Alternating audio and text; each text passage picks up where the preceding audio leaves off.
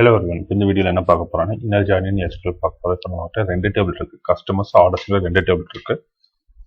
இப்போ கஸ்டமர்ங்கிற டேபிள் பார்த்தீங்கன்னா customer ID, customer name, contact name கண்டிங்கிறதும், ஆர்டர்ஸுங்கிற டேபிள் பார்த்தீங்கன்னா order ID, customer ID, order டேட்டுங்கிறது டேட்டாவும் இருக்கு. இப்போ நம்ம பார்த்தீங்கன்னா கஸ்டமர் ஐடிங்கிறது தான் ரெண்டு டேபிள் இருக்கிற காமனான காலம்.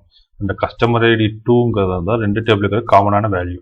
இப்போ நம்ம இன்னர் ஜாயின் எதுக்கு யூஸ் பண்ண போறோம்னா ரெண்டு டேபிள் இருக்கிற காமனான வேல்யூ பாஸ் பண்ணி அதோட டேட்டாவை நம்ம செலக்ட் பண்ணி எடுக்கிறது இன்னர் ஜாயின் யூஸ் பண்ண போறோம்.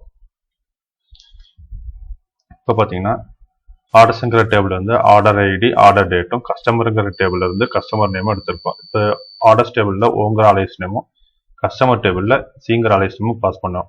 இதில் பார்த்தீங்கன்னா கஸ்டமர் ஐடிங்கிறது தான் ரெண்டுக்கான காமனான காலம். இப்போ அதை ரெண்டும் பாஸ் பண்ணி நம்ம எக்ஸிக்யூட் பண்ணோம்னா கஸ்டமர் ஐடி 2ங்கிறதா ரெண்டுக்குமே காமனான வேல்யூ, அதோட ஆர்டர் ஐடியும், கஸ்டமர் நேமும், ஆர்டர் டேட்டும் நம்ம செலக்ட் பண்ணி எடுத்திருக்கோம்.